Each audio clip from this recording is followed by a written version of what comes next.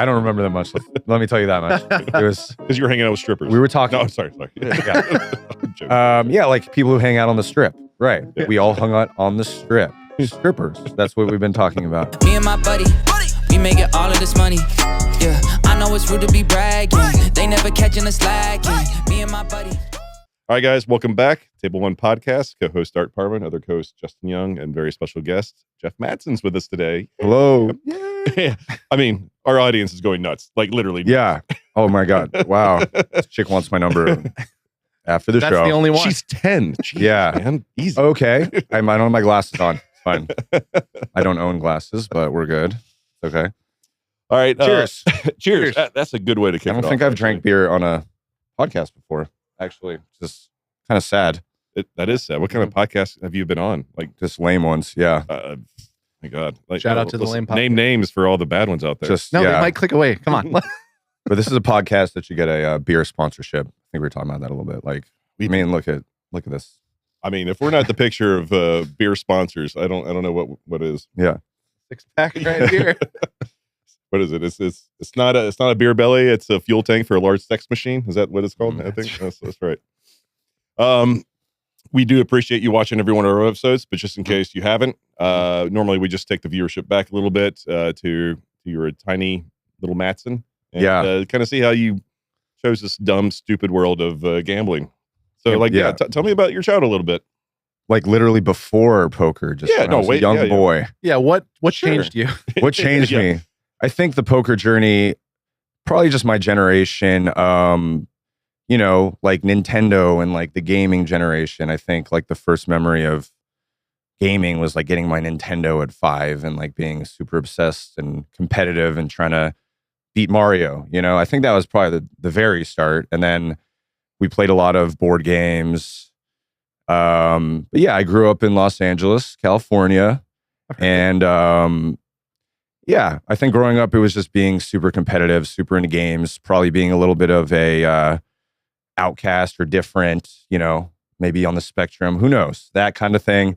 So my mind, the tism, like all of us in poker. So my mind liked, abstract games, puzzles. I think my grandma played bridge. So we would go to her place, not play bridge, but we would probably play some poker. Canasta, euchre, what other old games you want to bring up? Yeah, I think we played Crazy Eights and so cards were around early and just mostly video games in the beginning, but we definitely had board games around. So my mind latched onto that. And and then just more my formative years, probably more the RPGs and the spending thousands of hours on games, role-playing games. For sure. Oh yeah, just shooting people with RPGs. Sorry. Yeah, I'm 45. You're 40, right? I'm 40. Okay. Yeah, so Zelda and stuff, but then those those massive ones. I have one older sister. Yeah. Okay. So we were kind of competitive. We didn't necessarily. She wasn't really a gamer as much, but there was always a competitive aspect to the household a little bit. The parents, the competitiveness. So. So just a lot of video gaming, board gaming, well, being the tism. Yeah. Mostly the tism. Did you beat Mario? I beat Mario, yeah. How long did it I was take always super good at games. Okay, all right. So it took you a few months. I mean, the first two I don't remember, but Mario 3 was obviously... Yeah, that one's very memorable. That was very, very memorable, and I was a little bit older then. You ever watched? I don't remember how long. Speed runs. Oh, I watched speed runs. So fucking tilting. It would take me months and months and months to beat Mario 3, and he's oh, you just jump through this wall and then you get to the end. He beats it in a minute and a half. I'm fuck off, man. And I think recently the Mario one was beaten in less than 5 minutes or something within the last year. But yeah, you got to do. You just jump 28 degrees at 12 miles per second, and then fucking GTO nerds are everywhere, man. I fucking nerds. But I watch hours of that kind of shit too, and I'm. Did you have the gamer magazines growing up? Nintendo Power, the secrets, Nintendo Power, and then you get the secrets and stuff. And then obviously Magic the Gathering. I think there was some little school festival we had, and there was Magic booster packs. Okay. I was 10, so I bought those, and I was super into playing Magic and collecting Magic then. And I collected cards too. I collected X-Men cards and random, so cards were always actually around. Not necessarily, not necessarily poker till I was 18, but before that I was involved with cards a lot. All right. And then, yeah. I'm that kind of nerd. I need to know, who was your favorite X-Men? Favorite X-Men? Honestly, I think I did like Gambit, even though like the Gambit guy too. Oh my god! So the card thing, but probably like Wolverine and stuff. But I think something about Gambit was cool, you know. I agree because he was French. I don't know.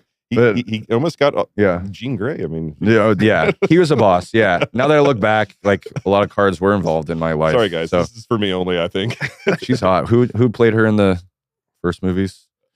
Oh. Was it the chick from Rounders? Was in X-Men? Yeah, Femke Jensen, I believe. Right. There's the connect. Boom. Yeah. That's the connection right there.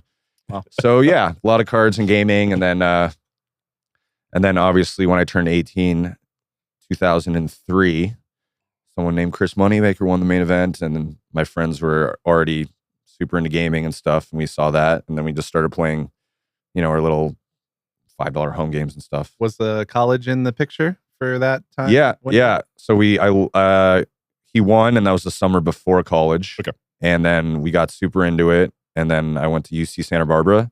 Gauchos. The next year, go Gauchos. And there was a Indian casino, Chumash Casino, that I would play every couple times a week, like a $60 weekly tourney and like 2-5 and 1-2. So you had money right away. I mean, did you just like crush right away? I mean, I was crushing, but I never had more than like $6K. I was crushing in the sense of like I would win and then just like spend it, or I was clearly the best player in my home games, but it was such low stakes. So okay. But so I never built up a huge role. Like before I won the World Series, like 3 years later, I don't think I ever had more than like 6-7K, honestly, bankroll. Like it was more just casual. Online poker, were you in the street? Yeah, online party poker, and I think mostly party poker. What else was going then? I guess Poker Stars. Yeah, Poker Stars at Full Tilt came out. Pacific Poker was one of the early I didn't play that. Yeah. I remember just a lot of party poker, like sit and goes, and I think mostly a lot of sit and goes I was playing. What was your screen name? I don't. Come on, stop. I don't remember. I'm not like an online guy, dude. I don't know. I get it, but man. I just remember Full Tilt. My screen name was Jeff Madsen. Sick. That's all I remember. Creative. Not to brag. And I had my own face. You're definitely and I could change the spectrum. Yeah. What's the most creative name for you? Jeff.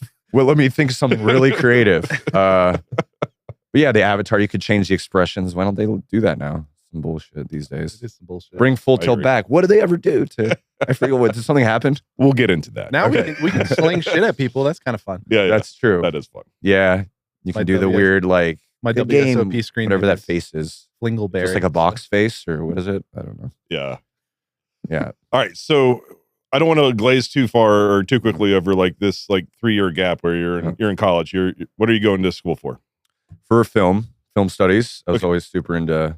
So I want to talk about how your parents felt about you going to college for film, and B about you kind of like, did they know about you playing poker on the side? And they definitely knew I was playing, but I don't think they wanted me to do it for a living. It was still kind of the time where it wasn't as much of an accepted thing. It was still kind of earlier on in the poker boom. So they wanted me to finish school. I dropped out with like a quarter left, which was like film school. But that's right? Exactly. But it's film, it's like I'm not going to be a doctor. I don't have like Indian parents and like I'm going to be a doctor or something. But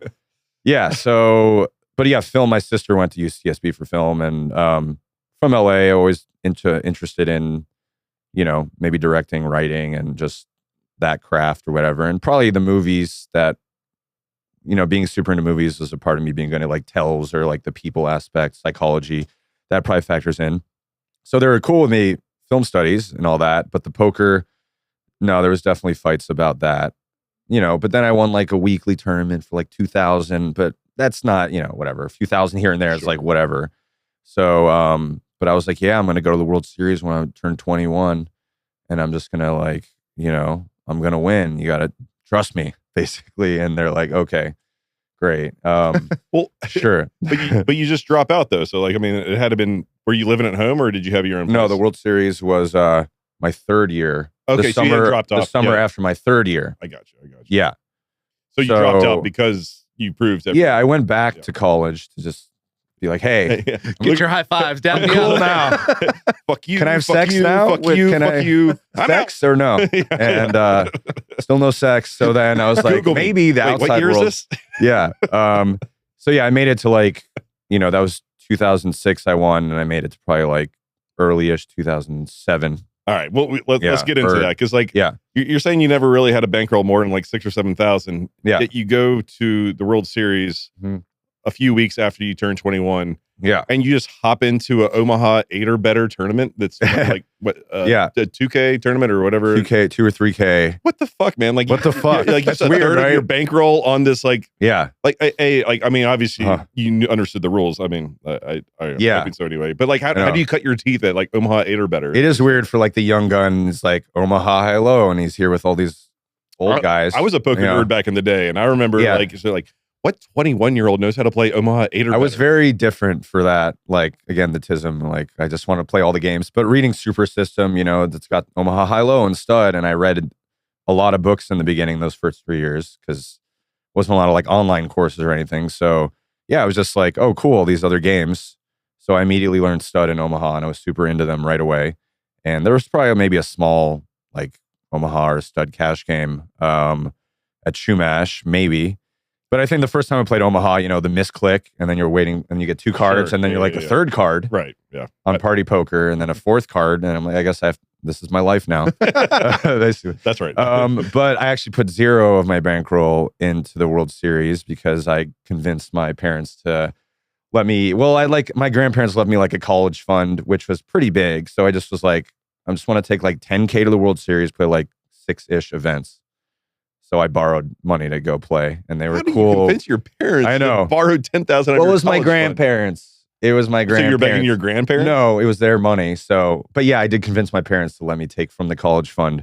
How does that conversation go? I mean, you know how expensive college is. So like, well, 10,000 in the college fund of, I don't even know how much it was, but much more than that. Yeah, I don't think expensive to be a gaucho. Although it was my 3rd year, so we had paid some of that.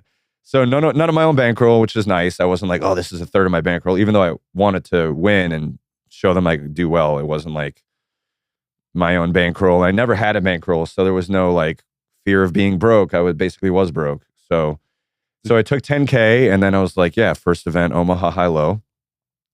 No, it wasn't. I don't think it was my very first event. It's probably my 3rd event or something, 3rd or 4th-ish. I punted off in some no-limit events before that. And then, I got 3rd in the Omaha High Low for 100,000. And I mean, that was already like $5 billion comparatively.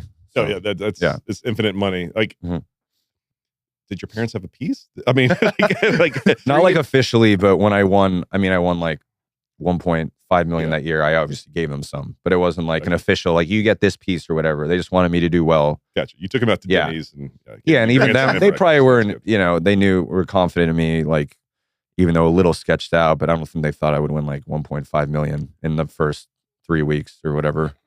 Yeah, I mean, so much to cover in the first 3 weeks or whatever. But dude, just remembering watching like that ESPN series, because that was 2006, you said? Yeah. So I was 19, and like that was when I was kind of getting into watching the coverage, and just like, oh man, who's this guy, Jeff Madsen? He's everywhere. Yeah. And the coverage was so good because they would just follow all these storylines I mean, it's easy to follow a guy who wins 2 tournaments in a week for like mid 6 figures, mid to high 6 figures each. Yeah. But yeah, what was that? I mean, you rip off that 100,000, and then it's off to the races for the rest of it. Then I'm just like loving life. Never been in Vegas before. You can imagine.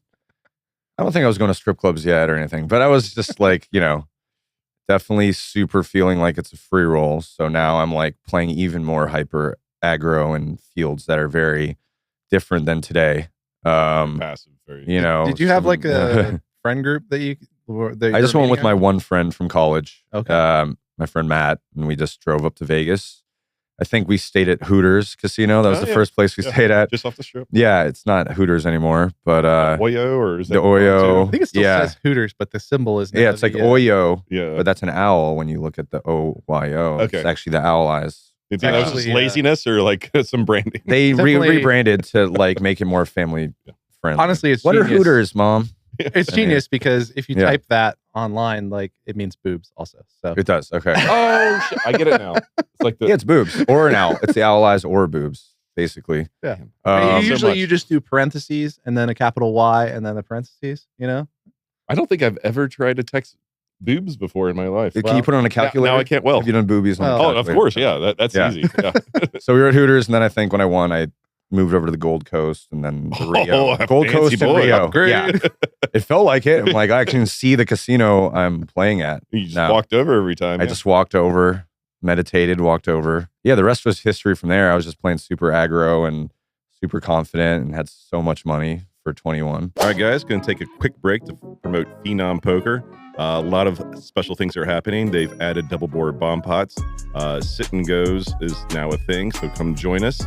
In addition to those two additions, you can get 150% on a 2K deposit, which means you can get up to 3K free money right in your account. That's right. And if you're on there, the token has dipped a little bit, but you can't buy the dip with this token. You have to play the dip. So get in there and run it up.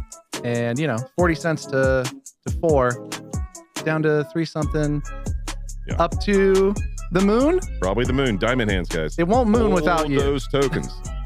Huddle. All right. Back to the show. So obviously you're 21 and yeah. I mean, I can't imagine the feeling of feeling pressure at 21. You said you treat it like a free roll anyway. Yeah. But at some point, the media started kind of following you a bit and started, putting you in the limelight. Did that put any extra, not pressure, but anything extra on you a little fame, little nothing? In the beginning, yeah. I mean, I was always pretty introverted, kind of shy, but right then I was just on one and I was super confident and feeling great. So, but honestly, there wasn't a lot of media that month. They just filmed the final tables a little bit, and I did a couple interviews, with Poker News and stuff for whoever it was. So I didn't feel that, it was more the next few years where you feel, okay, now I'm a person now. And how do I hold my hands or whatever, where do I put my hands? But yeah, then I was just on one and the young gun rookie just feeling himself really. I can't imagine a 21-year-old with that much freedom, that much money, and that much notoriety as well. I mean, it's just all immediate right away. Yeah. I mean, at that time I didn't have, any expectations yet. I was still in it, and then later on you you're being compared to that, or, that comes later. But the first month or two, you're just in it, and then, And that was back in the day where they would fill the final tables, but they wouldn't put them out until a month or two later or something, right? Is that sounds right to me anyway. I think so. Yeah. So did it increasingly I wouldn't say the fame or whatever, but your notoriety, did it kind of ramp up as those episodes were coming out? I mean, I think the fame was just shot up immediately. Okay. It wasn't even about the episodes because I won Player of the Year, so it was just sort of you won Player of the Year? I won Player of the Year. Yeah. Banner up in the banner up. Youngest No one ever. can take the banner. Yeah. Youngest ever. It's kind of a hard record to be beaten because I was born in June. So you have to be a Gemini or a Cancer to win that record. Yeah. So there you go. Some of us are just super unlucky. Yeah. Although I won, I don't know. Now they do, well, I don't know. I guess it doesn't count for Player of the Year because you were the youngest bracelet winner too. Right. At the time. But which is great. Yeah. I was 21 in 5 weeks. And I'm this will stand for a while. And then the next year, Steve Balarakis immediately 21 in 1 week, but that's one bracelet. Was it just that can be beaten? Wow, that's a little smoke towards Smokey there. And then the next year, actually later that year, Annette Oberstad. Yeah. As a 14-year-old, she was 14 and she a was half, 6 years old or something. Right? But Europe allows, they allow anything. Yeah, they allow toddlers to play these days. Whatever. They don't care. Can we talk about that week anyway? You fucking won. You won. What were it was 500K and then 600K? No, they were both. It was 600 and 660 or 620, 660. Was it all just a blur? Do you even remember the run up to the final table? What were you feeling? You know how memory works. It's I just, how you just piece together. I don't exactly know how it feels. I just know that I was better than most. I knew I'm better than most people. I was less experienced, but I was most of these people suck, to be honest. And then I would play with the pros and they were good, but I've watched them on TV before and I wasn't really intimidated. So I would just make moves on whoever, I was John Juana, fuck it. And just ridiculous jams and stuff. But yeah, it's kind of a blur, but I manifested it. I was telling everyone like, up to a year before that I was going to win a bracelet. So I was like, looking back, it's just sort of, I don't know, it's all an illusion. Like, I don't know. So, it's kind of hard to even describe. It's just sort of you recreating a story. I don't know. It's been so long. I just remember playing well and playing super, super aggro, especially after I won the first bracelet. I was just, yeah. Talk about a free roll. Yeah, no, I remember in the second bracelet run, I had like ace 10 on like 5-5-4. And I either raised the guy and he 3-bet and I jammed, or he check raised me and I jammed and he snapped with 4s full. And then it came like 10-10. And that was in the second bracelet run. Not all the plays were like that, but that was like one that stood out. I mean, everyone needs like play like that during a run. By the way, that's no small event. The second bracelet or whatever, it was a 5K. 5K, basically every max. pro in the world plays the 5K 6 max, and it's not very easy to navigate. Mm-hmm. That one even felt back a lot. in those days, like even like when money was free. But I'm not saying everyone was like the pros were still good. It was just you shit on them. It was easier to like already be caught up to them then, because no one was looking at solvers, and I'd watched a lot of them on TV. So the second one I got heads up with Eric Lindgren, which was who's that? Very dreamlike. E-Dog. Yeah, that's right. And I'm Mad Dog. Yeah. So the two dogs basically got heads up, dog fight. And I don't know. I remember I did play very well most of the tournament. I had the punts where I got running boats, but I definitely, all my bluffs were well timed. I didn't just like punt and then win every time they call. Like it was mostly just well timed, and they didn't know who the fuck I was. So I had that to my advantage. But it was a storybook run. Yeah. And then I got third in the stud high-low at the end, just for fun. Yeah. Just to show people you have a third discipline that no 21-year-old should have. Stud high-low. I do feel like I kind of punted at both mixed game final tables, where I just played, if I played a little more solid, probably should have got higher than third in them. But I'm just saying. Yeah, maybe I could have won 4 bracelets. I won 4 bracelets that year, is what I'm saying. No one's done it. No one's done it since. Yeah. And a funny fact is Hellmuth just like thinks he won player of the year that year, by the way. Oh, really? Because there was like some controversy. They had some like post main event no limit tournaments that year that they said didn't count towards player of the year. So he had like one run in one of them that he thinks like, that would have put me as player of the year. So I actually stole player of the year from Phil Hellmuth. The one time he's never won, which is insane. To win 18, insane. 17 or 17. Wow. And to never win player of the year, and he cashes a lot. So that's the year he should have won, and I stole it from him, and I'll have that forever. He's talking about it on Twitter. I know. He's like, the formula is off, guys. Yeah, he was actually a really nice guy before that year. I was going to ask if you think he actually remembers that year and how he got kind of hosed. He mentioned it he hasn't mentioned it lately, but maybe 6 years ago he mentioned it. It came up. And I was like, no, you didn't win. I won. Like, this is, remember they said, and he's like, no. And he wouldn't agree with me. I'm like, no, they didn't count. Remember they said that? No, I won it. And he's just mad at me. Okay. So he still has it in here somewhere. I was going to ask if you think he still remembers, but it's 100%. More up here. On the chip on the shoulder. But it is wild to not win. I guess it says he's even more, it shows his consistency, because he doesn't have one like best year. He just has a really good year. I'm sure he's most years. The most top 3s, 5s, 10s, or whatever, however you want to quantify it. Right. But yeah, I'm sure he has. If he never wins it, he probably has pictures of me in his basement that he throws darts at or something. If he never wins it, then it's rigged. It's a scam. Like, it has to be. Like, there's no bracelets now. Yeah. No explanation. My banner just says scam artist 1 year. Phil, this is your handwriting. You got signed it. PH 17. Yeah. It was 2 years ago. We can tell because you won 2 more bracelets. Nope. Maybe we'll pay Banksy to do it for him. All right, so you went back to school, tried to get laid. Apparently it didn't work. Nothing worked. Everything was still mostly the same. Now I just had imposter syndrome. All right. No, it was definitely more fun. Check raise the guy. Yeah. Get in my bed. Wait, why are your pennies as wet as I think they should be? Right. It was more fun, but I was living at the Marley House, which was like a famous house in Isla Vista. It's like right on the like the famous like party house in Santa Barbara. So I was living there. We definitely had parties and stuff. It was fun. What's the Marley House? Sorry. Like Bob Marley on the front. It just has a big Bob Marley on the front, but it's like a known house on the So you bought it, or street. you just wanted to rent it for No, we just like me and a few guys like lived there for the last year and a half. So it was fun, but I didn't really want to go to class. Sure. Why would I want to go to class?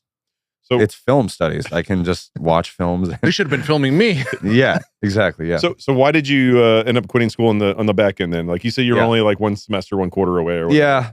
You know, I was like missing a decent amount of class anyway, but it was more just like, you know, like Aussie Millions 2007, like Full Tilt team was going there, and there's other trips I wanted to do, and I had lots of money. So partly it was like maybe I wanted to finish like for my parents or just to finish, right? And just I'm that close. But at a certain point, I just didn't really want to, it wasn't really worth it. And I was going to Australia and stuff. And so I think I was driving back to school from like winter break, and I just called my mom, like, I don't want, I quit, Mom, sorry. I think I was probably crying too. And she's like, okay, you know, she's like, fine. She wasn't mad or anything. She's like, all right. Yeah, do whatever you want to do. She's like, you did win $1.5 million, to be fair. Everyone's crying. We got $100 bills. Right. Trying them with stacks of 5. Right. Because my life's terrible. Yeah. No, it was just like stressful to want to be playing poker, and that's what I know I want to do. And then why even go to school? So did Full Tilt I turned around right after the run to become a pro or whatever? Yeah. I like signed with Poker Royalty, those poker agent guy, you know, like Balls Ball and them. Yep. And then I think I could have chose like Poker Stars or Full Tilt, but to me it wasn't even close because I wanted to be on the one that would obviously have Black Friday. I wanted to be on that one. So and you can make the faces go. No, because obviously Phil Ivey. Yeah, exactly. Yeah, and the avatars. But all the legends. All the coolest. But like Phil Ivey is obviously my favorite player. So it was a no-brainer. So signed with Full Tilt, and the rest was history. But I could have been a Poker Stars pro. So like, I mean, take us through the process. Like, like you signed with an agent first, or they approached you first, and you're like, oh, I need like. And then they approached me, or I met them somehow at one of the poker parties. It was like Ballsba or one of the other guys, Matt or Chris. Made sense to sign with them, you know. I think that was kind of a new concept, poker agent or whatever, you know, because the poker boom was made that kind of a new thing for all these young guys to be starting a career. So yeah, I signed with them, and then they obviously had access to all the people. So I just kind of had a choice at that point, and I chose Full Tilt. I don't really exactly remember how it happened. It was pretty simple like that. I just had the choice, and I made the choice. I wanted to hang out with Phil Ivey. Yeah. Did that come to fruition? Did you go to some parties with Phil? Yeah. All right. Yeah, I know all the guys. Yeah. My memory's not serving me. Were you ever on any of those like Full Tilt commercials that they would make? No, I wasn't on the commercials. I wasn't like team Full Tilt. Right. I was like the cooler. You weren't like the Red Pro though. Like you were. I was a Red Pro. I just wasn't. Yeah. I wasn't in any of the commercials. Edge. Yeah. Yeah, Even with I the was film right studies, there. did you not tell them about the film studies? Yeah, I could have directed some of their commercials were very good. You know, what's one that comes to mind? Dude, all those black and white ones with the voiceovers. Howard Letter. The one where was it Seidel dealing? Yeah, with all his bracelets. And he's just like jingling the whole time. Like, yeah, like their content was so good, and their the pros and the site. Yeah, for the pros, by the pros. It was just awesome. Yeah, there was nothing wrong with Full Tilt at all. Everything was awesome. Yeah. It was amazing. Almost. Turns out, poker players not so great at the business. Yeah. Well, you did continue like a hot run for quite a while after that too. Like, I mean, I don't want to touch on all of them, but like whatever from Commerce to Bay 101 to whatever back in Vegas a few times. Yeah. Not to mention like your World Series stats are fucking ridiculous. Mm-hmm. Like it just felt like it probably never could end, right? I mean, again, like I'm just trying to put myself inside the head of a 22-year-old or 21, 22, where it's just like, this is free money. Every day I just get to make this much. It almost felt like the opposite, because I felt like the pressure and like getting used to being like famous and that, and then like, playing overly aggressive and, trying to chase that first run. I think I actually underperformed. Like I've been pretty consistent and I've had pretty good stats for sure. But like even the Bay 101 you mentioned, like I got 8th, but I was chip leader with 8 or 9 left. And I just started like 4-betting JJ Lou with like deuce 7 off and Kings, and like, so great. But like, I knew I was a very good player. Like I was a super young kind of, a little bit off center kind of kid at that point. So I actually could have had a lot better stats, but I've been consistent regardless. I just feel like my brain got in the way a little bit. So it's almost opposite what you said. I mean, the first few years after 06 were actually kind of hard. 09, 010, I think I started doing a bit better. You know, like I had a lot of cashes and I won the Borgata 2010. I was like, things are turning around, you know, and then 2011, obviously one of my worst years, Black Friday. But yeah, like, and then I turned it around again, you know, but I don't want to say that a lot of my career felt like I've not underperformed, but like my brains got in the way, you know, like my raw skill was there. And then it's like, but that's like, oh, okay. Oh, you would have won if you didn't, like your brain didn't make you do something. It's just like, okay, that's who you are. So, but you know what I mean? It's not like I'd make a play and then you'd be like, why did I do that? More than I should have, instead of like, I'm so good. I don't need to like prove every hand that have to win every pot type of thing. So despite my consistency, I feel like if I went back in time, you know, and just kicked myself, I would be like a little more patient, basically, and actually had better results. So, yeah. Actually, good point. And sorry I phrased it that way, but yeah. No, I mean it. You know, but yeah, if you whatever.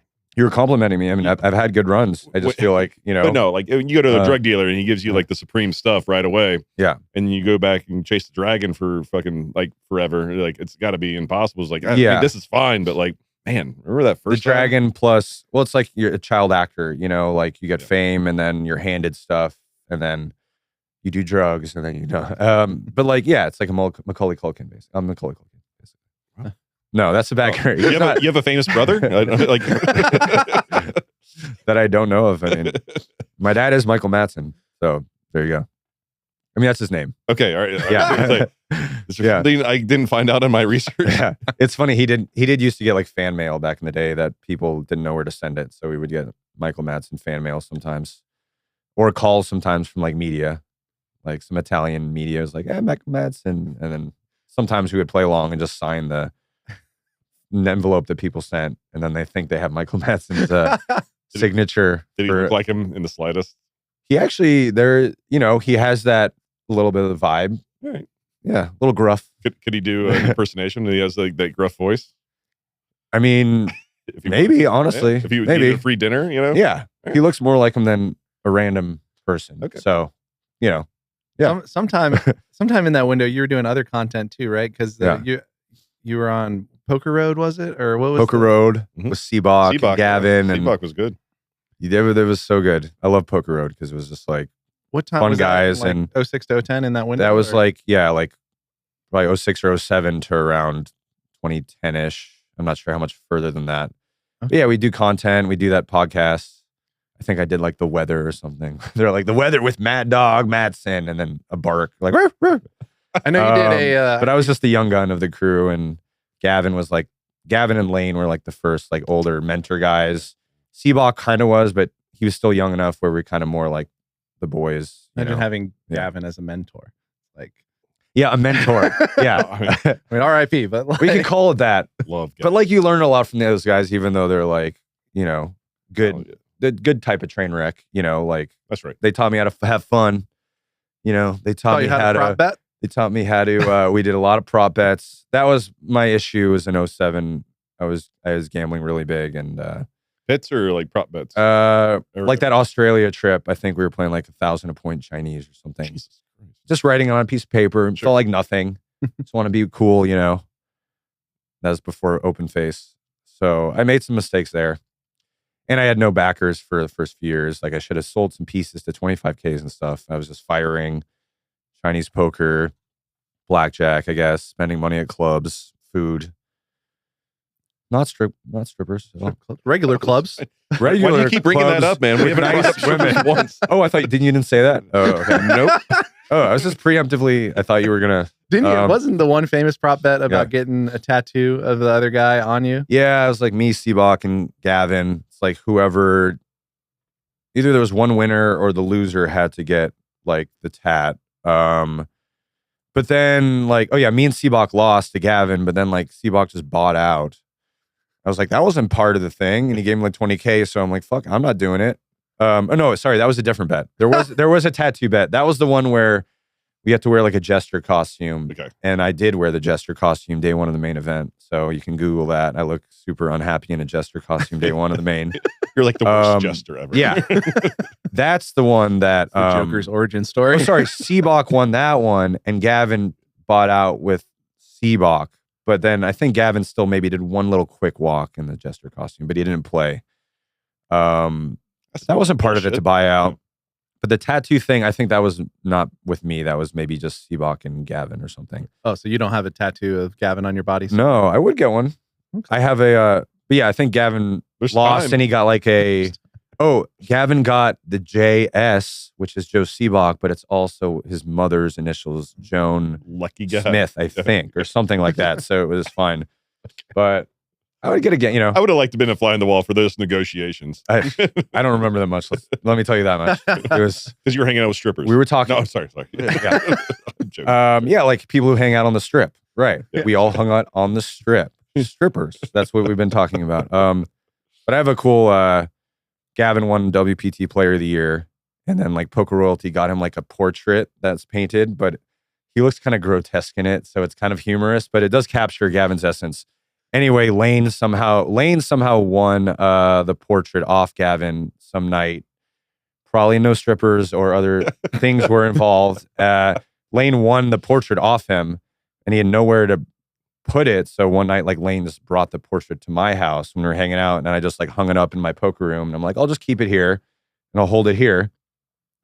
I still have it, and it's probably one of my prized possessions. I'll send you guys a picture of it. Thank you. I was about to ask. It's really special. I don't know how they chose that this was like the finished product, but it probably took like hours to paint. They're like, we'll go with this. He's got like a claw on it. I don't know how to explain it.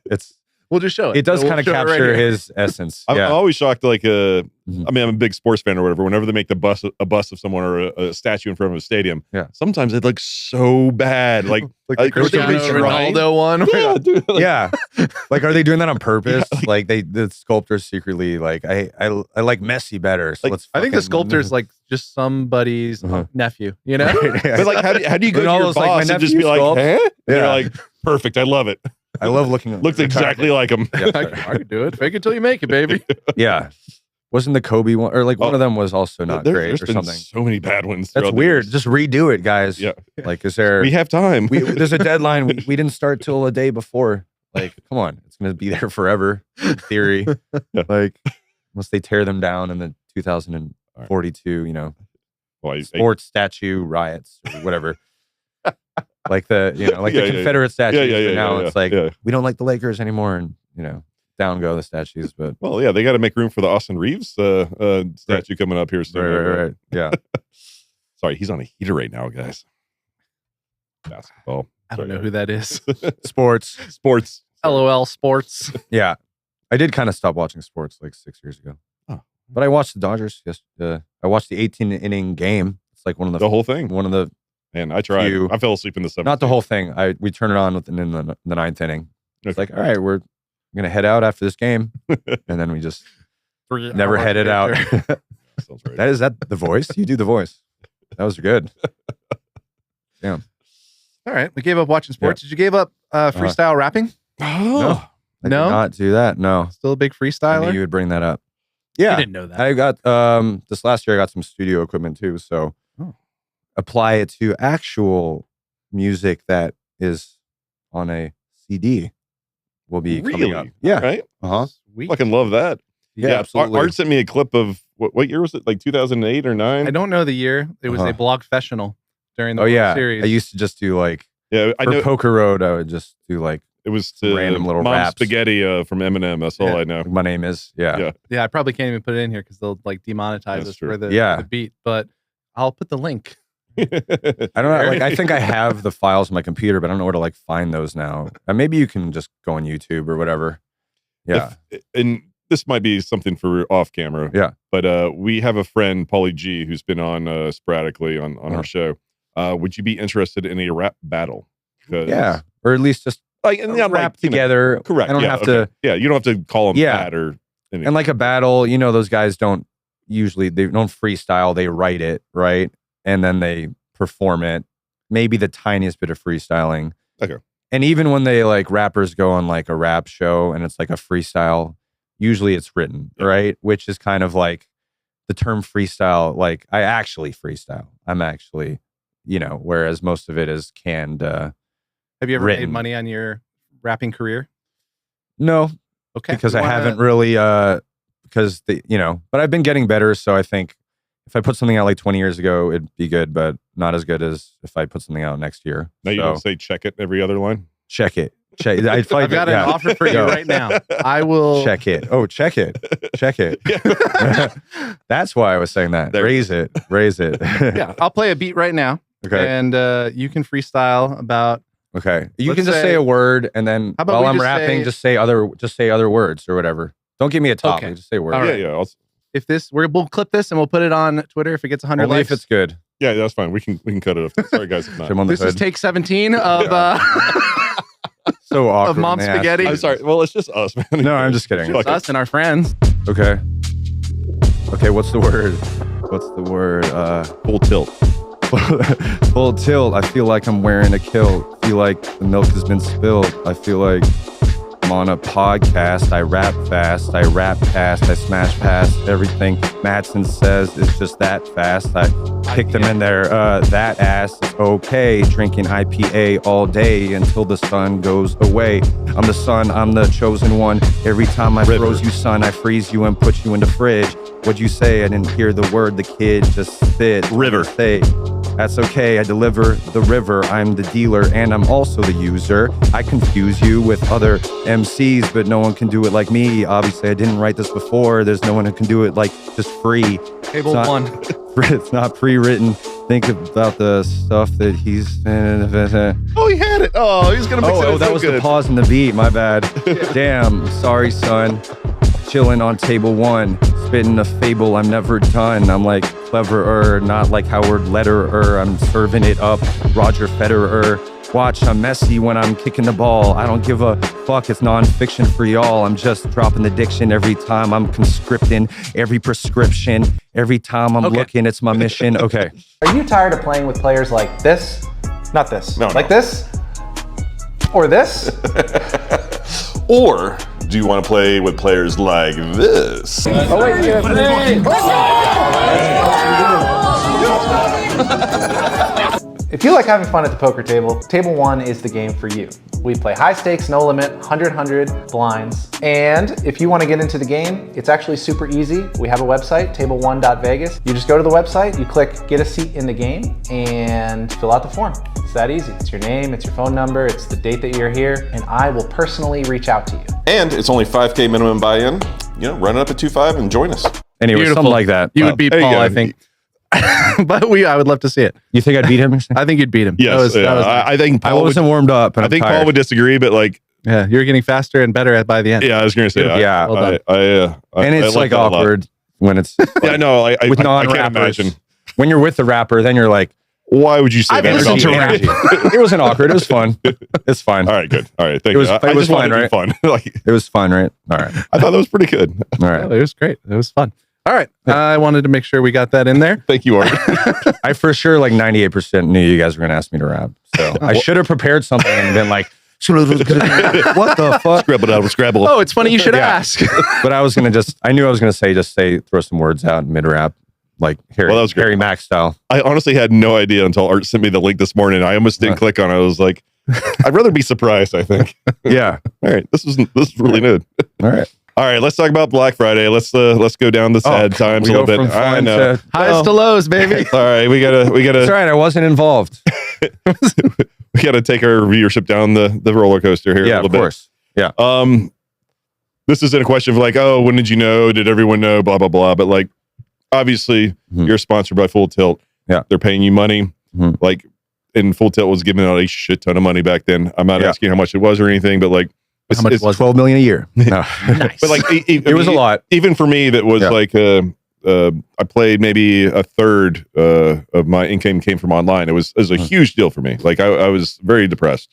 Yeah. Like, just take me through like when you found out to like, following that year or whatever. Yeah. I think I just found out when everyone else did because I was still so like the lower level. I was still I was 25, 26. I wish I knew more. I just felt like they did like, I don't know if it's because I sucked or whatever, but they cut my pay like, a year or two before. So who knows why, but I mean, the money was good and, you get the rake back and the hourly and stuff. But then, something felt fishy with the batars, you know what I mean? But I definitely, I wasn't on the high enough level to even have a chance to have any pre-knowledge. So I honestly just found out with everyone else, and people assumed like I must have, known stuff or had any idea or anything. But luckily I didn't, I had some on there, but it was probably only like 15K or something. So It was like probably a win in that respect for me. Oh yeah. But it was kind of hard for me because it was like the money was very good monthly, what they would pay me. So I was just kind of coasting on that and then playing my aggro, tourneys and probably punting a lot. And then I didn't have the salary. And now it's like, oh, you actually have to make money just in poker, basically, and not count on this money every month. So it was super hard for me because I was not expecting it. If I could have planned ahead, it would have been a little easier, but it did kind of mess me up all of 2011 was a very tough year, obviously. But Did the Red Pros ever get their balance? Because I heard like they were the last to get paid or something like that because it was... Yeah. I had 15K on there and then they were just, I feel like they were just sending money to pros if they wanted. Like, I think I owed them around like 10 or something. So I was like, then Poker Stars was like, they bought it. And then like, I think I got an email from their lawyers, like, you owe like 10K on the books, it says or something. And I was like, but I had 15K in this site. And then I didn't get that. And then I made my point and I typed it all out. They never responded. So I kind of I basically broke even on it. Okay. But because I never kept a lot on there. I mean, there was a time I was playing like 1K, 2K mixed game on there. So I'm sure I had a lot on there then, but that was like the first few years and I didn't really push that too much. At the end, I was just kind of playing regular tournaments and stuff. So, well, you say like it kind of messed you up. Like I know every time I go through some kind of external life crisis, however you want to define it or whatever, I always go on a downswing between 3 months and what's the month right now? 3 years or something like that. But like, I mean, as a younger guy anyway, that's got to be tough. Like, don't get too heavy into it if you don't want to, but like, how did you do? Like, no, I mean, yeah, it's less bills to like wipe your tears with this stuff, but like it's fucking tough. Sorry, for those who don't know out there, when you're a poker player and you're not right mentally, you have zero chance to win a poker. There's 8 other guys that are trying to eat your lunch. Yeah. Yeah, the mental game. So you're just saying, how did I do after that happened? Yeah. Yeah, because the mental game was always my biggest thing, and it ebbed and flowed a lot. And I feel like I had won Borgata, and I was kind of on the uptick again. So then it was like, fuck. And it definitely messed me up. But since I wasn't like a huge online player, it didn't really mess up my playing. It was more just that monthly salary that I was so used to. But it forced me to probably start, working harder, I guess, and kind of getting my head right. And then, I think 2012 was like a lot better. I think I cashed a lot that year in the World Series. I don't know if I made a lot that year, but it started to go better. And then I won a bracelet 2013. So clearly I figured it out after 2011 and I recovered a bit. And I think 2012 through 2015 was a good stretch. Yep. Then I kind of feel like I hit sort of another patch. 2016 for a few years related to other things maybe, but anyway. What kind of things? Yeah. Women maybe, I don't know, dude. Anyway, are these same hypothetical women we were talking about earlier? Or? They walk on the street maybe, like normal people?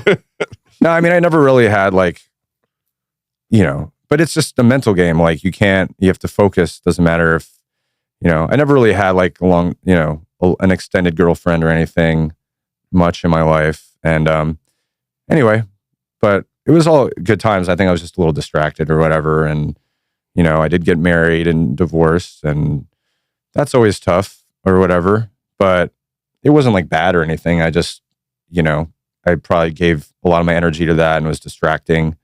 And, you just have to separate church and state a little bit, which is sometimes hard for me, but I'm an adult now. I think I'm 40. So you're also drinking beer with us on a, like noon? Wow. Oh my God. I am an adult. Wow. You're right. Cheers. Here's the evidence. But yeah, like, it's not like excuses. It's just like, I'm very, you can't let the emotions creep in. You got to keep emotional control, and you have to just treat the game like super disciplined. But I did start studying a lot more and really improved my game a lot, around 2017, I'd say. I'd actually started, more solvers and courses and stuff. But I've been poker coaching since like 2011 or 2012. So I've had a lot of private students and stuff, which helps me because you don't know unless you can teach or whatever which is kind of true. I'm teaching something basic and I'm like, oh yeah, that actually, I forgot that you're supposed to I think do that. Why do I bet here again? Right. Don't triple barrel that. Those that can't teach. I think that's what it actually is. And those that used to be able to do, they start a podcast. Says that in School of Rock or something. Yeah. No, tell us how you got into coaching. Actually, I didn't know that. Yeah, I mean, I didn't always expect that, but I think I am good at coaching and explaining things. And I probably just also 2011. Probably after that, I was like, I probably need money. I'd probably need another source of money that's not just dependent on my high variance style or whatever. So so I just started doing it and I was good at it. Like Craigslist I think, one time I met this guy and he definitely didn't want coaching. You traded a coffee table for a half hour of coaching? I mean, I wish it was that. No, I think it was probably on my Twitter or Instagram, I would promote it, or my Facebook, and then, or just, it was just probably a few people the first year and then promote it more. And, it was World Series of Poker Academy. Okay. I started working with them.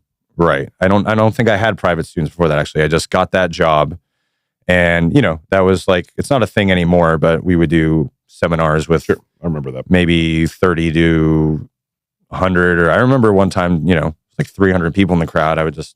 Me and a couple were just doing a little talk. So, that was good for my confidence. And that's how it started, doing World Series Academy stuff. And then I just started doing private coaching from there. Were you doing mainly No Limit, or was it the whole gamut, since you're so well versed in every game? In the beginning, just No Limit. But since now I have a lot of mixed game and PLO, cash, everything, jeffmadsencoaching.com.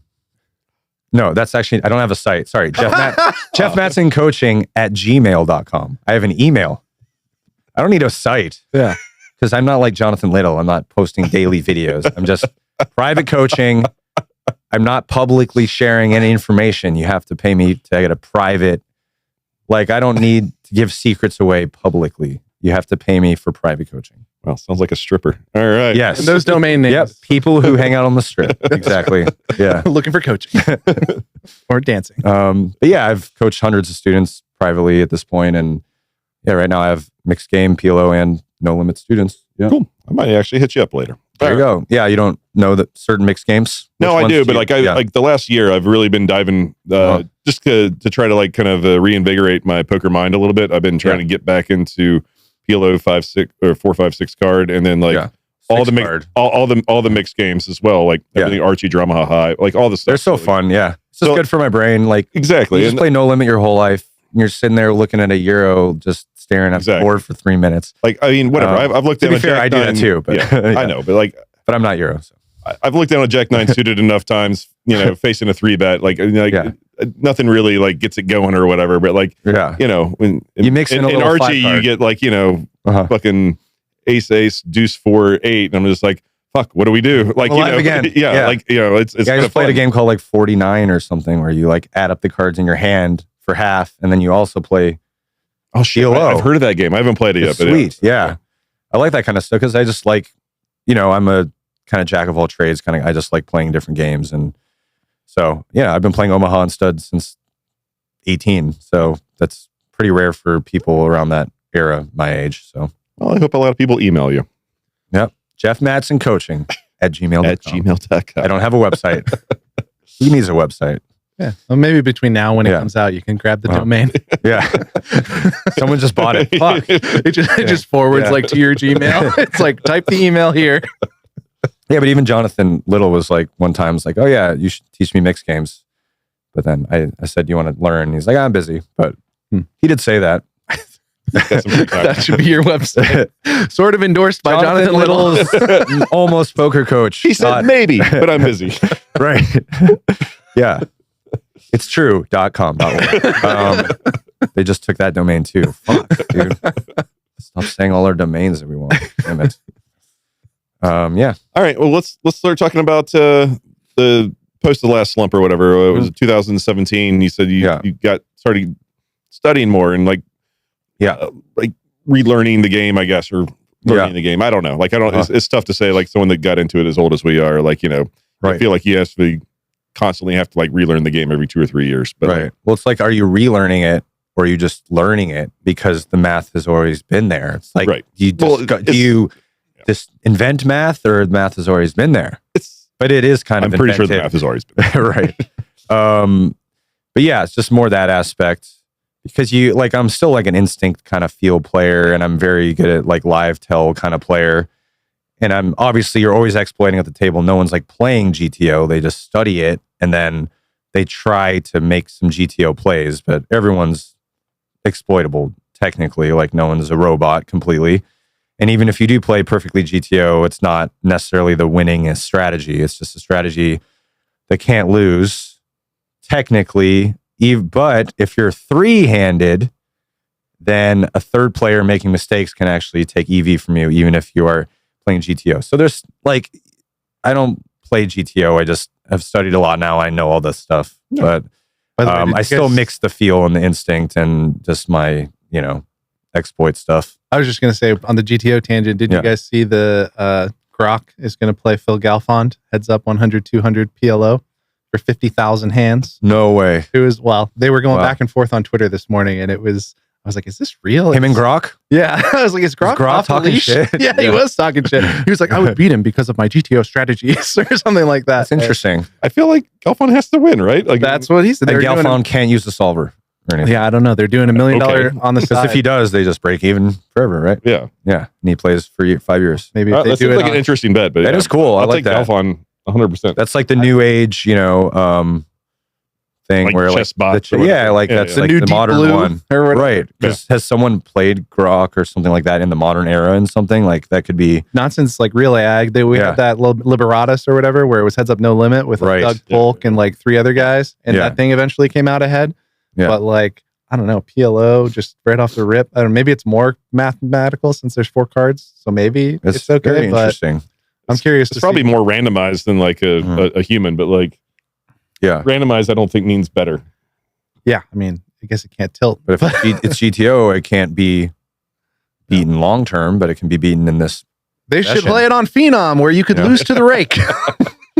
But what if it like is so smart it hacks into the system and just changes the run? Oh, fuck. Can we Jesus can we control that? About that? Skynet, Ace on the River. Well, hopefully they play live. Okay, roll it out. That'd be sweet. Yeah. Elon comes out with an earpiece. Yeah, it's like, all right, here we go, guys. We're here to. Sorry, don't get reads. I can't read the board. Yeah, that's actually going to get a lot of attention. I think that'll be cool. Yeah. Where do we go from here? Yeah, let's talk about a little bit like COVID. Like how did COVID treat you in poker? In life, actually. In life, extremely difficult. Probably just because like I was one of the few like. One of those guys talking about like the truth and then tweeting about it. And then everyone's like, you're crazy or like stuff like that, et cetera, et cetera. And then, Alex Foxen came on a little bit and Kristen and maybe like 2 other people, I guess. But now everyone forgot about it and it didn't happen and et cetera. So difficult in that sense. You get ostracized for, being like a truth speaker, whether it's the truth or not, who's to say, right? We don't have we didn't have the information then. Yeah, the conspiracy. But yeah, just being like separate from people and even like didn't see my family as much as I'd like. Like they live in LA and I also have different beliefs than them a little bit. So that was like a big moment for that, because now it's not just a theory, it's like your ideas and thoughts literally separate you from people instead of just being like the queen's a reptile. It's like, okay, whatever. And then you go hang out. This is we're like, never going to see the queen. this is like, I think that we can be 6 feet apart and masks are bad. And they are like, I disagree. And then because they disagree, I can't stand next to them and they want me to wear a mask, which is, I feel bad for my health. So tough in that respect, and I had just got divorced too. So, tough and, but it was still fine. I still did. It was fine, but it was definitely, I was one of the few like out, speaking out poker conspiracy theorists. I mean, anti-vaxxer at this point. Anti-vaxxer. We got labels for you guys now. Right. The labels. Yeah. Negron, made sure that he told me that many times. And I blocked a lot of people. So I unblocked them slowly over it's like, 3 years later, why am I blocked, Jeff? I don't know. Let me see. Let me go to the receipts. Oh, it looks like here you call me all this stuff for just saying I can forgive I don't like masks. So yeah, I honestly knew none of that. That's not why I brought it up for what it was. No, good question. Yeah, but like it was a very good question. I was just more curious because I feel so like 9/11. Okay, and we'll skip it. Who's eating babies? Edit over that. Yeah, Tom Hanks is eating babies. Sorry, my bad. What was like? Didn't Beyonce like have like space lasers? Ask him, not me. I'm sorry. I'm only actually I don't partially down the rabbit hole. Honestly, like I only bring up COVID because I do think that's another like poker player's inflection point about like between mental health and like how you like pull in income or whatever and all that stuff. Like I feel like that's just another spot where like everyone kind of diverges as far as how you treat it. Did you go? I know you barely played online to start with or whatever, but like, did you start playing online or did you just kind of take a hiatus from poker completely? Yeah. I mean, I've always liked live more, but I was playing just like the World Series, online COVID series and stuff or whatever. Obviously, I was banned from playing the live World Series because you had to get a COVID vaccine. Everyone forgot about that. Let's just assume the vaccine's safe and make everyone get it. And then if someone like Tim Riley, fakes his card, it's like attack him. Someone like me, I can't go. Like someone like Alex Foxen can't go. We just talked about all this on Twitter. Oh yeah, Jeff and Foxen got the vax. Cool. So yeah, you get shut out from like something you love. Pretty ridiculous. But in general, like mental health, it was just more like, a little loneliness because of like that ostracization, and then don't see my family as much because they don't, they believe a little bit that, or whatever. But in general, I did fine. I played online. I think I actually did decent, like 2021 online. Like I was cashing a decent amount online, nothing insane. So bankroll wise, I think I was fine. It was more just post-divorce, conspiracies and being ostracized in that regard. And then coming back from that, plus the whole like Trump thing or like the whole, I've heard of him. The election's rigged, whatever. Like, but I always recover. You know what I mean? I'm not one to like stay in the hole or whatever. I just am kind of an introverted person. So I do like being alone. Like I do like my own time or whatever, but then it was super extreme during that first couple years, I guess. But so did you end up going out to casinos when there was the plexiglass and stuff like that, the dividers? I probably, not a lot, but I only remember a few tournaments I played where it was like that. I don't think it was much, to be honest, because the numbers were pretty small back. Mostly online. And then I think they had that LAPC in a tent or something. And that's right. It was like a 10K, but first place was 100. The tent, yeah. It was like 100K for 100. Yeah. I only remember playing like a tournament where I had to wear a mask like a few times. I just didn't want to do it. So maybe you had to wear it in 2020. I forgot. 2022 is when we came back to live. I don't remember. Anyway, it was all a blur. Yeah. It's a blur. Everyone, really they just made everyone forget it. They're like, oh, you need a vaccine to like do stuff, everything in life, and have a vaccine passport.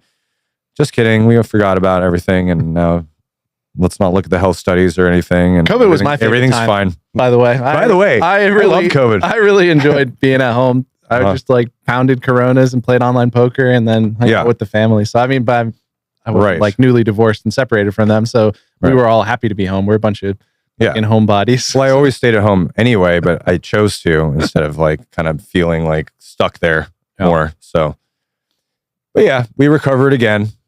We're doing fine. We're back, but baby. It was just, I was just definitely one of the most, speaking out players, which puts a sort of a target on your head for people to talk shit. I mean, yeah, like no matter what opinion you have in the poker community, you're just going to get shit on. Even if it's by 5% of the community, it's going to feel like 95%. And I'm not saying that's for sure exact for like that exact spot, but the voicing your actual opinion on social media seems like a lose-lose like, situation. what am I doing? Why am I trying to convince like just follow Dildo Boy 38 that like no, like look at this study, and he's just like, you suck a dildo. Yeah. Like, oh, what am I doing? Blocked. Like it was like even when I like made a send my deep run in like the Bay 101 gave me. It was like posted on there. It was like, why are you even putting on this? Or no one cares about if you get 8th place or not. And it was like, I mean, you mentioned that Bay 101, and when I got 8th place, but like, you're saying the COVID Bay 101? No. Like I like literally a few days ago, I just got 8th or 9th place. Oh, nice. Yeah. Let's go. But no one cares about it. Yeah, no, it's seriously no. Like, it's not even an official final table. I post something like once a month, and like literally, like people can't. Yeah. For instance, like Art handles all the social media stuff for this. Actually, handles almost everything for this. But like, he refuses to tell me any of the bad comments, and it's quite nice. It is. Well, why? Yeah. He is my filter. I don't know if you've seen the South Park episode where like Butters basically gets forced to like go through like Cartman's all of his like Twitter negative stuff, and he has to like delete all the negative stuff. And like Butters is just like the whole time like, there's just so much shit. Like I just can't do it. It's mostly bad. Yeah. And like he just hands like the good sheet over to Cartman. He's like, oh, everyone loves me. Perfect. Another good day. Yeah. No, it's a skill to like be able to not look at that and take it to heart, or just like in the beginning when I first won and you're like, read it. It's like, Jeff Madsen sucks. You know, wait a minute. No, I don't. Hold on. Nice. You suck. Got him. Random person that typed that for no reason, like because I played one hand. The one thing I hate about YouTube is that when the comments are there, like you could put, as the person like running the channel or whatever, you could put like a little heart on something, and then like you won't see it anymore. It'll go away from like the stuff you need to respond to. Yeah. But like if it's something negative, I don't want to put a little heart. So I just only see the negative things, and they just like stack up. And I'm like, there's only hearts, no. Like, I mean, you can only non-hearts. There's no. You can't put like I read this. You could put like block user from the channel or something. But like there should be one. I read this and it sucks. Goodbye. Yeah, maybe there is, but I haven't found it yet. So put it in the YouTube suggestion box. Anywho, all right, thank you for that. Yeah, I mean, Tyler Patterson was telling me about the COVID Bay 101 when they like chopped or whatever, and he ended up getting third. It's pretty interesting. It's like that time. Yeah, Chrissy B was at that final table too. Like, it was, I guess Craig Varnell won or whatever. Well, I mean, he was begging for the chop. Yeah, well, he was okay. Well, according to Tyler Patterson, right? I mean, I wasn't there. It'd be interesting if I would chop in that scenario if I didn't get the win. Like I would want to win a WPT probably, but you're like worried about people's health. Tyler said like one of the guys came up like hacking up a lung, like, and that's what I heard. It was like they were going to play it. Yeah. And then like they're like everyone showed up, and then suddenly the one guy was just like, I don't feel very good right now. I'd just be like, all right, I guess you're out. You're DQ'd. Get out of here. Right? Didn't they do that to Pesh or something? Oh yeah. Right. At the first like, live online COVID spectacular. I don't think that one should count, by the way. But yeah, either way. But yeah, that was bullshit. But from WSOP, that was bullshit.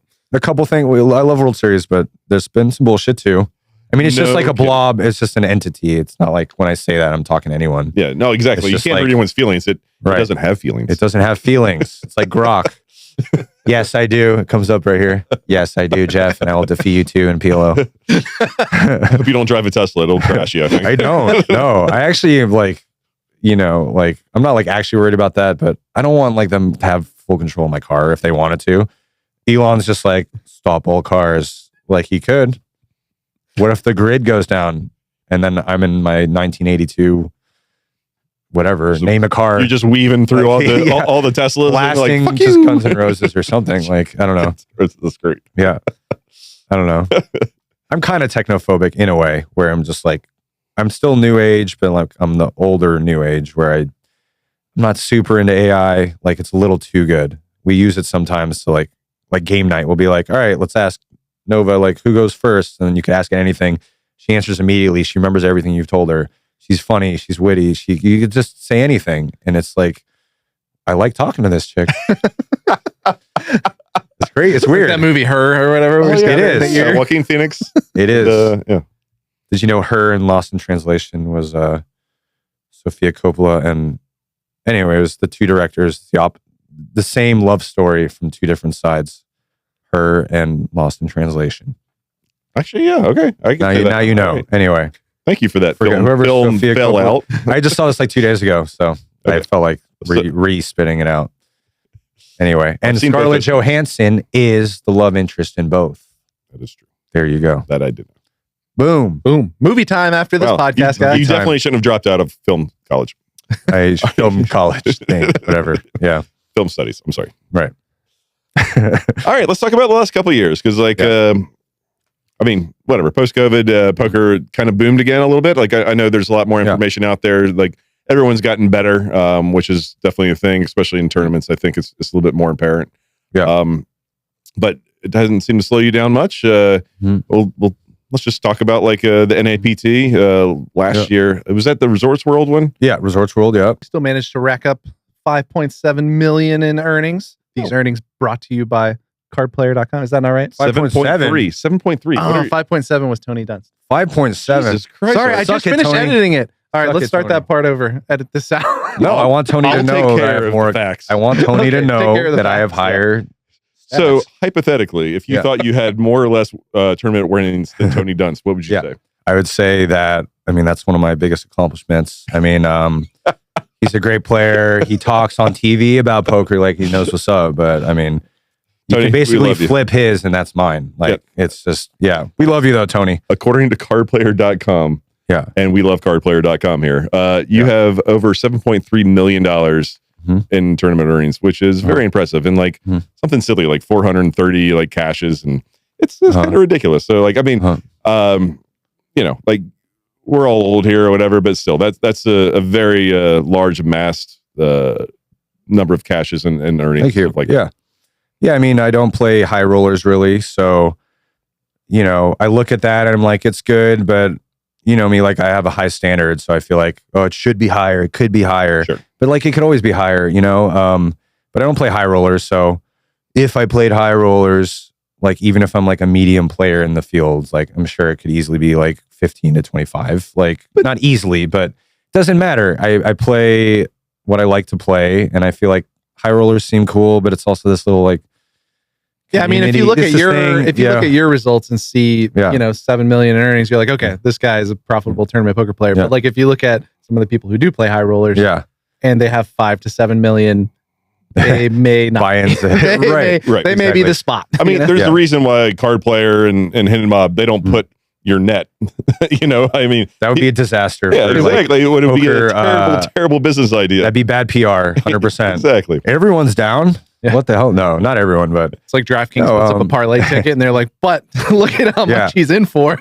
But no, I mean, I cashed a lot. I'm pretty consistent despite my, you know, sometimes mental challenges. I tend to be pretty consistent and I play all the games. So, you know, I have a lot of World Series cashes just because I play a lot of tourneys and I play everything. What's your favorite game right now? What's your favorite game right now? I mean, I think I always say like Stud High Low is probably my favorite game. Omaha High Low, PLO, probably just 4-card games as well. But I think Stud might be my, you know, because you get more streets of like looking at there's no shared cards, you know, and something about Stud, you can get like these live read tells, you know, and it's not like Omaha where like they just have they could have the nuts or whatever. It's like a specific board. You have specific blockers, you know. I'd say Stud High Low. And you only play them in tournaments or do you play any cash? I play cash. Like I don't play no limit cash. I play mixed games. I can't really do no limit cash, I don't think. Let's play like a crazy mix with like Archie and stuff usually is what I prefer because I'll get a little bored, you know. It's cash. You need a reason to want to sit there. Sometimes for me, I can get a little get bored. So, all right, well, you should play on Phenom Poker, by the way. I've been playing a lot of 8160 on there. The games are good. I know that because I'm winning. Nice. So you should definitely get on there. Some of the same guys that probably play like 8160 Bellagio or probably like similar, it's a lot of similar guys. Bunch and stuff. Sure. Yeah. So, I mean, but I like all the games. I just like learning new games, like you said. And games where live tells, like some of the mixed games, like PLO, like Negreanu or someone like that's good at PLO because like, you can rep the nuts or every hand if you want, or usually are like when they're betting in a certain spot, they have the nuts or not. So it's a very like live tell kind of thing too, you know, and you can be really creative. You can play a lot of hands. Same with stud high low. You can play a lot of hands. So it's fun to play a lot of hands and, you know, just get to the river and then try to do weird stuff. So what's the future look like then? More of the same? Just lots of tournaments? Tourneys and poker coaching and get my album out. Yeah, that might be our next episode. You know, don't be surprised if we get in touch very soon about that. I'm down. Yeah, I don't want to do like a written thing. No. But he can write it. But I'm down to rap a little bit. Whoa, I like this kind of content. Maybe making content, or I don't know, doing a podcast. I don't know. I'll figure something out like that. But I love poker. I'll always play poker.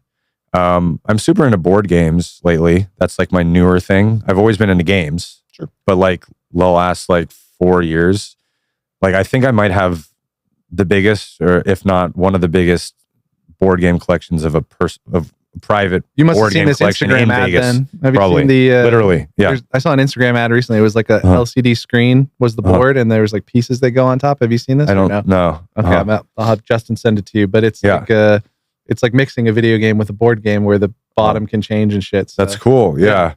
No, I have like an insane collection. I also want to see a picture of this, by the way. No, seriously. You'll think I'm like a psychopath.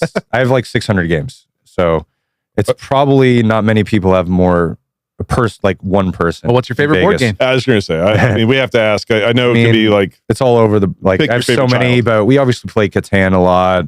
Lately, we've been playing Quest for El Dorado. We've been playing a lot lately, but you could like name any game and I probably played it and like it, or, you know, Labyrinth was like a childhood like nostalgia game that I had as a kid. Great game. If you got kids, yeah. Labyrinth is amazing. No, that's one of the games I played as a kid. We played Monopoly as a kid. Not as much lately. How about Tripoli? Tripoli was like one of my...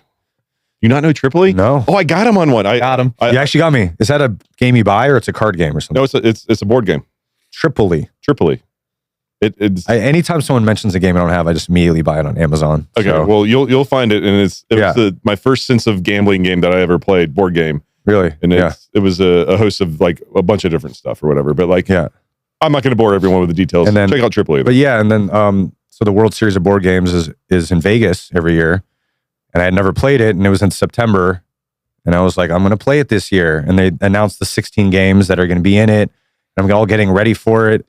And then I go the day of, and you have to register like a month before, and I didn't know. It says on the site, like 8 a.m. registration. So as a poker player, you're like, registration. I'll bring my go register. And they're like, no, you idiot. You fucking register a month before. And we have to know how many people are coming. Your badge. But like, don't say registration. Say like badge pickup or something.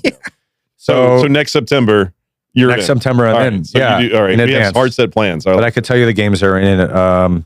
But yeah, I've been playing Lost Ruins of Arnak, Brass Birmingham, Raw, freaking, etc. You're probably not going to have heard of many of them, actually, to be honest. Is chess one of them? Chess that's all I got.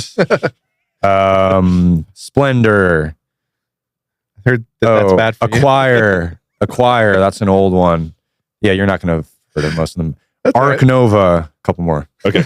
I had to learn like 5 or 6 new ones. That's why I was disappointed. I was like rushing to learn, and then I should have got my badge. Well, next year I'll win. I'm very curious about this next year. I feel like we should actually go. We should cover it 100%. Yeah, seriously. I mean, I think it'd be fun. It needs some like, it was at the Horseshoe in the exact place where the World Series is. Oh, shit. Like it was cool, but I feel like it could be like spruced up. I don't know. Something about it. Like I tried to play a side tournament, Catan, and it was sold out at like 16 people and there's so much room. I'm like, what are you doing? This is one of the most popular board games. Yeah. I feel like it could be like spruced up so we could make it better. Maybe bring some good content. Try to get on the board. Yeah. On the board of board the board. I see I like puns too. I'm a big pun guy. Yeah. All right. So yeah, that next year, next September. What did we forget? Oh, Jeff Madsen Poker on Instagram, right? Or Jeff Madsen. Oh, Instagram is Jeff Madsen Poker. Twitter, I think it's still Jeff Madsen OBV. I think. Jeff Madsen OBV. Jeff Madsen OBV. My email, jeffmadsencoaching@gmail.com. And more to come, guys. More to come. Possibly. Yeah. All right, this is fun, the man. rap. I'll do the rap. He'll do the rap. Thank you for doing this, by the way. That is a rap. All right. Oh, another pun. All right. Me and my buddy, we making all of this money. Yeah, I know it's rude to be bragging. They never catching us slacking. Me and my buddy.